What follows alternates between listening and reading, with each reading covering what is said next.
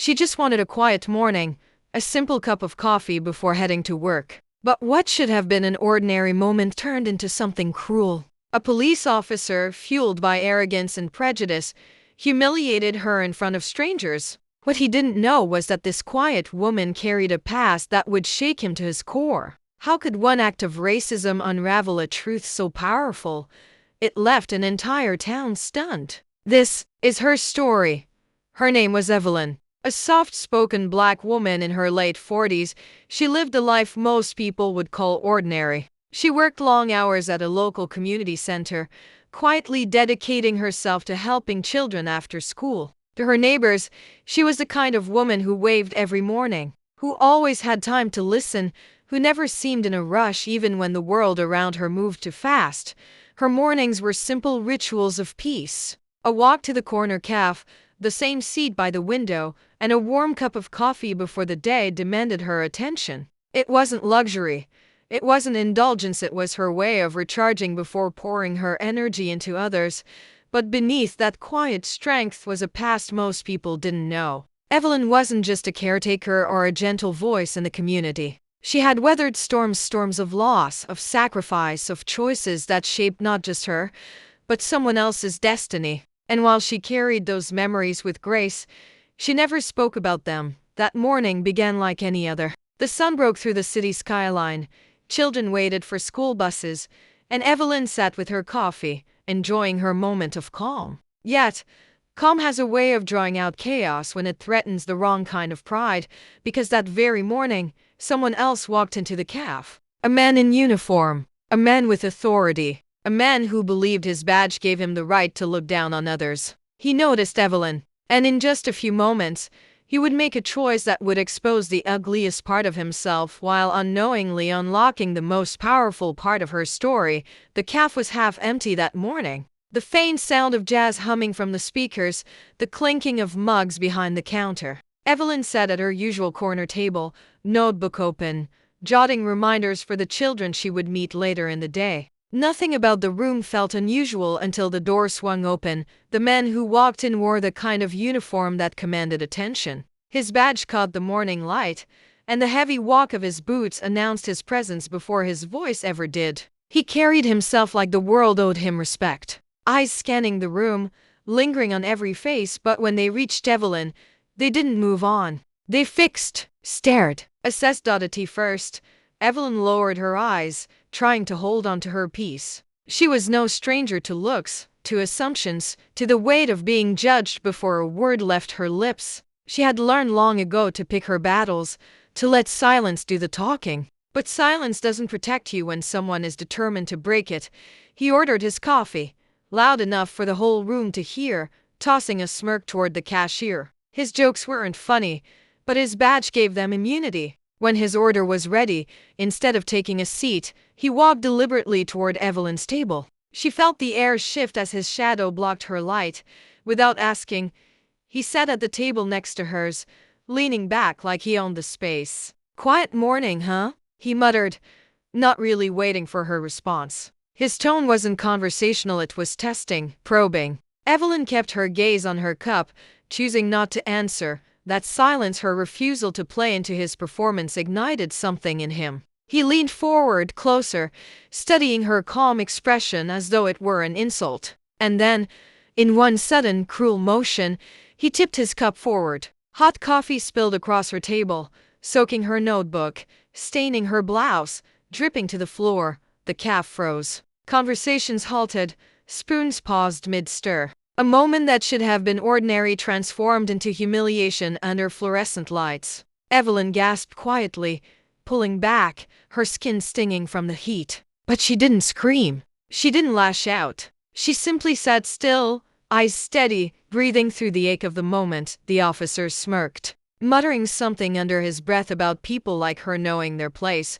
A few customers shifted uncomfortably, but no one spoke up. The weight of his badge was heavier than their sense of justice. To them, it was safer to look away. Evelyn reached for napkins, carefully blotting the coffee from her notebook. Each page she touched carried notes for children who looked up to her, children who saw her as a source of guidance and strength. She knew she couldn't let them see her broken. Not here. Not like this.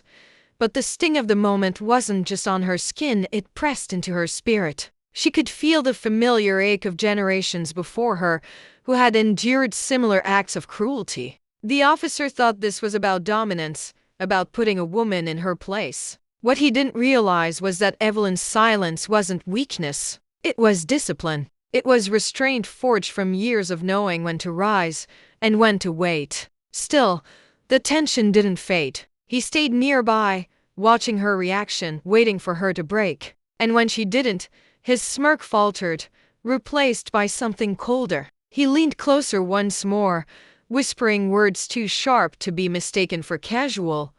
"You think you're better than me?" The question hung heavy in the air, unanswered. Evelyn refused to meet his eyes. She gathered her things, wet notebook, stained clothes, trembling hands that she forced to stay steady, and rose from her seat. The room remained silent, eyes darting anywhere but her direction. The cave that once felt safe had become a stage for her humiliation. And yet, as Evelyn stepped outside into the sharp morning air, something inside her shifted, because what that officer didn't know, what no one in that caf realized, was that Evelyn wasn't just any quiet woman trying to get through her day. She was the mother of someone powerful, someone respected, someone who had dedicated their life to fighting the very kind of hatred she had just endured.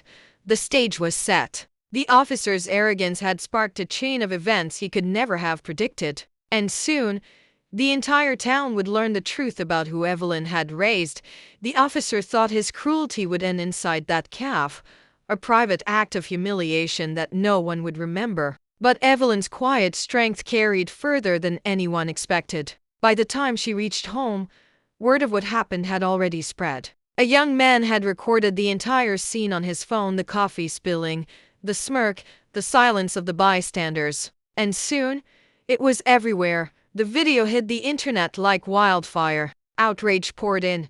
Hashtags erupted, and within hours the officer's name was dragged into the spotlight he never wanted. But Evelyn stayed silent, choosing not to speak. Not yet. Because she knew something he didn't. Her son was coming home. Marcus wasn't just any son, he was a well-known civil rights attorney, respected across the state for dismantling systemic injustices with relentless precision. When he saw the footage of his mother sitting there, coffee dripping down her blouse, holding her silence with dignity while being humiliated by a man in uniform, something inside him ignited.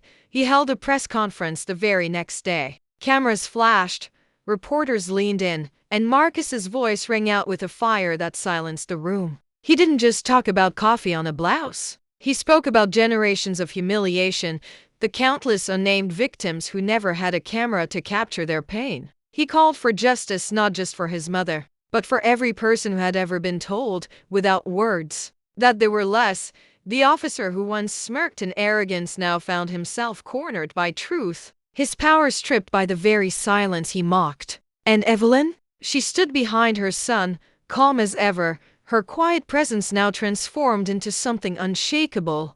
A symbol, because in trying to silence her, he had awakened a voice far louder than his own, and the question echoing across the country was no longer, "Why did he do it?" but rather, "What will happen to him now?" The days that followed were unlike anything Evelyn had ever experienced. Her quiet life, the walks to the caf, the afternoons at the community center suddenly became the focus of news headlines and social media debates. Strangers who once walked past her without notice now whispered her name, pointing to her as the woman at the center of a storm.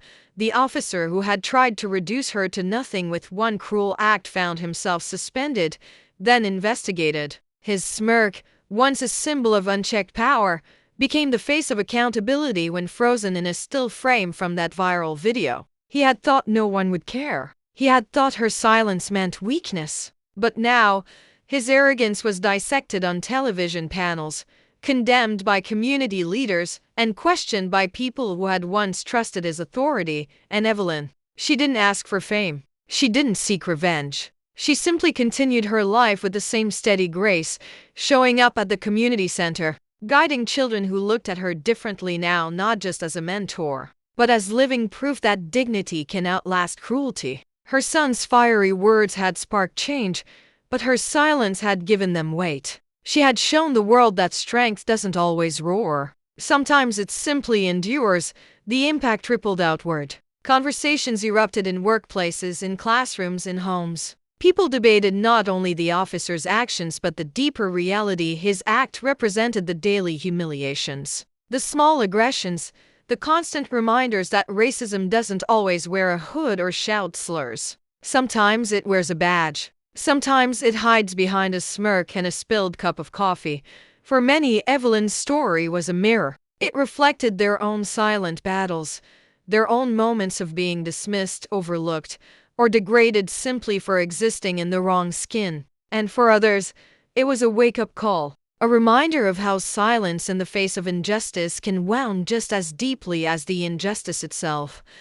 But perhaps the most powerful part of this story wasn't the officer's downfall, or even Marcus's passionate defense. It was Evelyn's choice to remain calm, to rise above, and to trust that her dignity would carry farther than his cruelty. In that choice, she showed that strength can be quiet yet unshakable, and that even the smallest act of restraint can inspire a movement.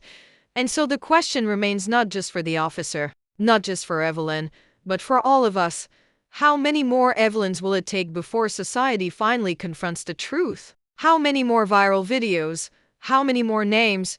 How many more quiet mornings turned violent before we choose to change? Because Evelyn's story may have ended in justice, but for countless others, it never does. And if we turn away, if we let these moments fade into memory, then we become part of the silence that allows cruelty to thrive. So ask yourself, when the next Evelyn sits quietly enduring injustice, will you look away? Or will you be the one to stand, to speak, to make sure the world never forgets?